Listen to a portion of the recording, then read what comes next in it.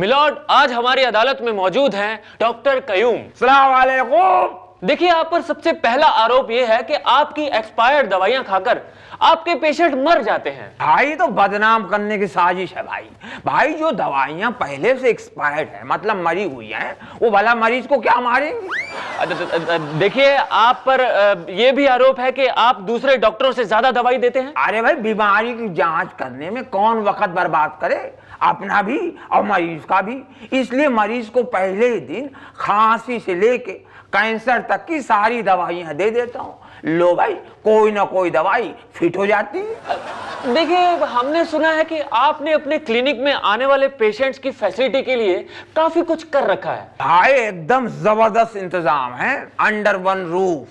अब मेरी क्लिनिक है, अब क्लिनिक के बाजू में मैंने अंतिम क्रियाक्रम के सामान वाली दुकान खोल रखी है। अब लोग जाते हैं, मेरी पर्ची दिखाते हैं, उनको डिस्काउंट भी मिलता है। और क्या करूं कि अपनी जान दे दूं। देखिए, आप पर यह भी आरोप है कि आप दिन में तो अपने क्लिनिक में काम करते हैं, लेकिन शाम को आप कहीं और काम करते हैं। कहां जाते हैं आप? भाई सीधी सी बात है, दिन में तो रहता हूं मैं अपने क्लिनिक में, और शाम को अल्लाह झूठ ना बुलाए मैं पहुंच जाता हूं कब्रिस्तान में। भाई, जिन पेशेंट से मैंने कमाई की है, पूरी फीस वसूली है, जो कभी मेरे पेशेंट हुआ करते थे, मेरा फर्ज बनता है कि उनके आखिरी के सारे काम मैं अपने हाथ से करूं। और क्या मैं अपनी जान दे दूं। गौर से सुनिए, आज हमारी अदालत में मौजूद है एक ऐसा शख्स जो सारे क्रिकेट खिलाड़ियों को अपनी उंगलियों पर नचाता है। यह शख्स इतना शातिर है, इतना चालबाज है, इतना बड़ा धोखेबाज है, और वो शख्स है। Hello hello. तुम सटोरी हो? नहीं तो क्या कटोरी है? देखो, तुम पर सबसे पहला इल्जाम यह है कि तुम क्रिकेट मैच फिक्सिंग करते हो। अरे, ये तो बहुत बड़ा काम है, मामूली काम नहीं है। तुम करके दिखाओ। तुम अकमल बट शाहिद इनसे मीटिंग भी नहीं कर पाओगे। इसमें बहुत मेहनत करनी पड़ती है, देखना पड़ता है कौन सा प्लेयर कब निकल रहा है, होटल से कब पहुंचा, प्रैक्टिस में कब पहुंचा, कहाँ खाना खा रहा है, किसकी कौन सी गर्लफ्रेंड है, उसकी गर्लफ्रेंड को खुद गिफ्ट देना पड़ता है, उसको पटाना पड़ता है, इसको निकालना पड़ता है, स्टेडियम में जो घास काटता है उसको भी पटाना पड़ता है, फोटोग्राफर को पटाना पड़ता है, तब ये गर्लफ्रेंड वगैरह फूटती हैं, फटती हैं, तब जाके काम होता है। भाई साहब, ये बहुत बड़ा काम है, ये प्रोफेशन नया निकला है। अब किसी को रोजगार मिला है, उसमें आपको क्या परेशानी है? देखो, तुम पर यह भी इल्जाम है कि तुम नेताओं को गाली देते हो। तो क्यों ना दूं गाली, क्यों ना दूं? अभी नेता लोग दिल्ली में बैठ के हमें गाली दे रहे हैं, वैसे ही हमारे मौसेरे भाई हैं, ये भी तो फिक्सिंग करते हैं पार्लियामेंट में बैठ के। हमें सब पता है कितने में एमपी बिकता है, कितने में एमएलए बिकता है। इतने करोड़ ले लो, हम तुम्हारी पार्टी में आ जाएंगे, हमें मंत्री पद दे देना, हम उनको छोड़ के इधर आ जाएंगे, हमको ये पोस्ट दे देना, हमारे इतने आदमी को जॉब दिला देना, हमें कॉलेज बनवा के दे देना, हम तुम्हें ज्वाइन कर लेंगे। फिक्सिंग तो नेता लोग भी करते हैं।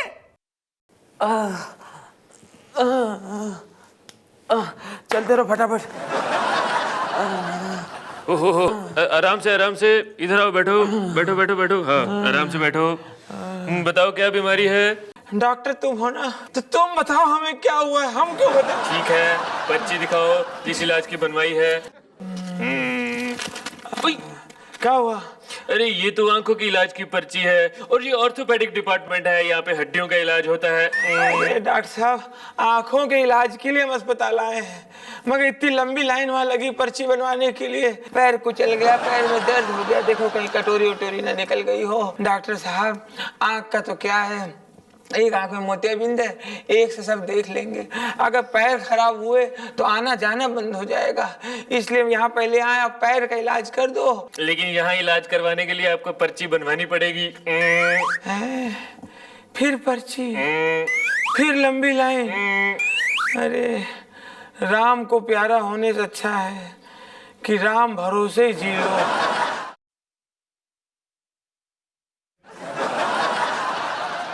अरे कौन हो, बड़ा सज धज के बैठी हो, तुहार नाम का है सुंदरी? महंगाई। अच्छा सुनो, हमसे शादी करोगी? सोच लो, महंगा पड़ेगा। अरे अब कितना महंगा पड़ेगा, ऑलरेडी तो भुगत रहे हो, और महंगा हो जाएगा, भुगत लेंगे। तो अपना बताओ।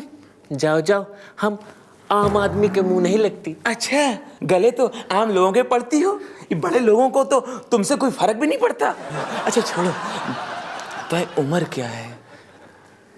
सिर्फ 80। क्यों मजाक कर रही हो?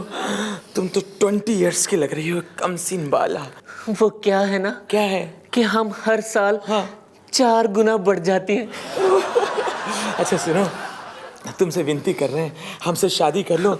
हमारे जैसा बाका छोरा कहीं नहीं मिलेगा। विनती कर रहे हैं, वरना हम सरकार से शिकायत कर देंगे। सरकार से क्या शिकायत करोगे? हम तो सरकार की ही बनाई हुई महंगाई है। अच्छा जो भी हो, शादी कर लो, कह रहे हैं शादी कर लो हमसे। देखा आप लोगों ने, एक बार फिर से महंगाई ने आम आदमी के मुंह पे तमाचा मार दिया। आज हमारे साथ है गुजरा हुआ साल 2010। जी हाँ, आइए करते हैं उनसे कुछ बातचीत। Hello hello. तो 2010 जी। खबरदार खबरदार, अगर मुझे जी कहा, 1 जी 2 जी है, 2 जी CWG है। जी सम्मान की बात नहीं है, ये अपमान की बात है। सर, ये आपके कपड़ों पे दाग कैसे? क्या लिखा हुआ है? करप्शन, स्कैम, महंगाई, अरे CW स्कैम। ये तो बेटा मेडल है जो हमारे नेताओं ने हमें दिए हैं। तो ये मेडल आपको नेताओं की काबिलियत की वजह से मिले हैं? अच्छा, काबिलियत के जो मेडल होते हैं वो तो बैंकों में जमा हो जाते हैं। ये तो वो घोटाले, वो करप्शन है जिसमें नेता लोग पकड़े गए। जैसे कि जाने वाले से हर बार पूछा जाता है कि तुम्हारी आखिरी इच्छा क्या है, तो आप बताइए आपकी आखिरी इच्छा क्या है?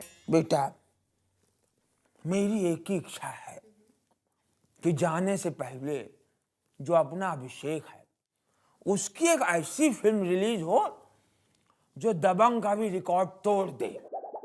सर, ये तो इम्पॉसिबल है, नामुमकिन नहीं, तो हो ही नहीं सकता। फिर मैं नहीं जा रहा हूँ। चौहान, छवल, करप्शन, महंगाई, CWG।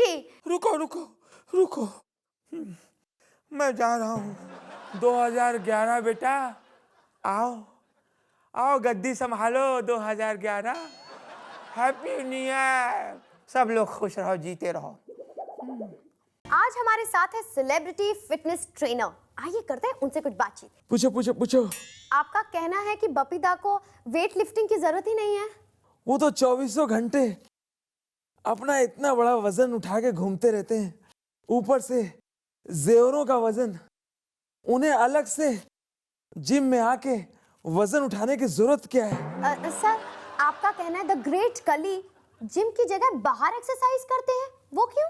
वही कली को जितना वजन चाहिए उठाने के लिए उतना वजन जिम में है ही नहीं। और जहां कोई आदमी उसको खाली मिल गया वो पूरे पूरे आदमी को उठा लेता है और उसी से एक्सरसाइज करता है। सर, आपका कहना है कि राजपाल यादव आपकी जिम में बहुत मदद करते हैं। जब किसी क्लाइंट को 5 किलो का रॉड उठाना पड़ता है तो मैं राजपाल को एक रॉड में बांध देता हूँ और क्लाइंट उसी को उठा के एक्सरसाइज करता है। आप ये भी कहते हैं कि श्रेयस गिरपड़े आपको जिम में काफी सपोर्ट करते हैं। कौन सपोर्ट करता है?